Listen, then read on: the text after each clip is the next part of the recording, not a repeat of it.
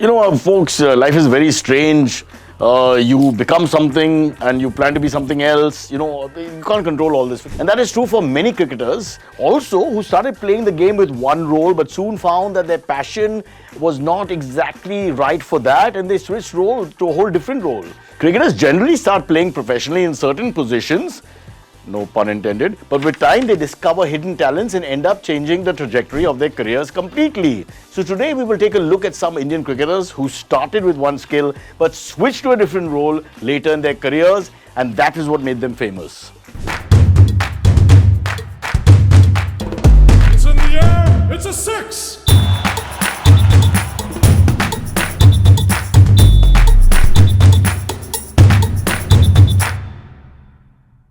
Hello and welcome back to another episode of the Century of Cricket podcast brought to you by IDFC First Bank. I'm your host, Jyoti Ahuja. I'm just bored of saying my name. Rohit, or as I call him, Roro. Roro found his passion for cricket while growing up with his uncles and grandparents in Dombivli near Mumbai.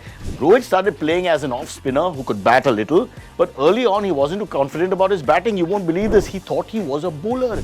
His coach, Dinesh Lad, was very confident about Rohit and made the arrangements for Rohit to transfer to Swami Vivekanand International School, but things started to change slowly when Rohit realized that he was having more fun being a batter. Seeing his skills with the bat, his coach promoted Rohit from being a number 8 batter to now an opening batter.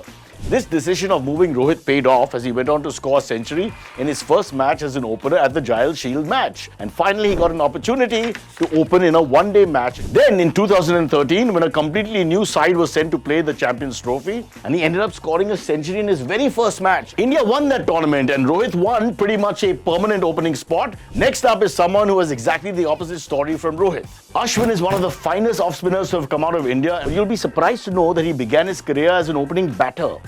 I really was, because I had no idea, but I also don't have an idea about a lot of things, so it's very easy to surprise me. Oh, like for example, did you know that you can set up recurring bill payments to manage your bills better? I didn't know that. But using the IDFC First Bank's mobile banking app, you can do that and much more, like scanning any QR code directly from the app, and you can make quick UPI payments as well as IMPS, NEFT, and RTGS, just like that. Oh, back to the cricket. Apparently, during Ashwin's under 17 days, his mom was not able to attend all of his matches due to the hectic nature of her job. One day the timings worked out and she went to see him play, but the innings ended before Ashwin could get a chance to bat and he only ended up fielding in that match. Later, when he asked his mom about the match, she was a little upset because she didn't get a chance to see her son in action, and she jokingly suggested, why didn't he give bowling a shot so at least she could have got to see something. Ashwin tried his hand at fast bowling first, but eventually found joy in bowling spin and decided to become an off-spin bowler. But when Tamil Nadu Cricket Association was hosting the VAP trophy, Ashwin wasn't picked because he was trying to do both the roles and wasn't specializing in any one. That's when Ashwin decided to become primarily an off-spinner who could bat a little if needed. And the rest is history and geography, because he started in Tamil Nadu, then he plays for India and he goes all over the world. And finally, let's talk about one of the greatest spinners to have ever played the game, Anil Kumble. Anil Kumble was not like a regular spinner who would turn the ball a lot, but he focused on mastering the accuracy of bowling in the correct line and length. Watching him spin was almost like watching a scientist at work, but this scientist actually started his career as a medium pace bowler. Anil Bhai used to bowl medium pace, but he used to chuck the ball and was not able to improve. That's when his brother Dinesh Kumble suggested he try leg spin. So without any coaching or guidance or anyone to tell him how to grip the ball or to spin, Anil created his own technique. He started using the off-spinner grip to bowl leg spin, and with time his performance kept getting better and better. And soon enough he was selected to play under 15 cricket for Karnataka. From there on, there was no stopping him. And those are just some of the cricketers who discovered their real skill or their different skill during their journey of being a cricketer. Although all of them found their skills late in their careers, one thing's for sure, they were meant to be absolute legends of the game, and they became that. Let's ask the future legends if they knew that these cricketers switched roles. I only know one. Ravi Shastri was one. He started mostly as a left-arm spinner, then came up to become an opening batter. But he was an all-rounder, then he continued getting better at batting. Switch, though, I don't know. Maybe. So complete switch kiya. Complete switch is... You mentioned one name. He started as a fast bowler. Sachin Tendulkar was it? Ah, that's the right name. वो भी all-round मतलब ऐसे... No, but he started as a fast bowler. Oh, okay. There's also Anil Kumble. Started as a quick bowler and then switched. Sunil Narayan started as a batsman. Okay.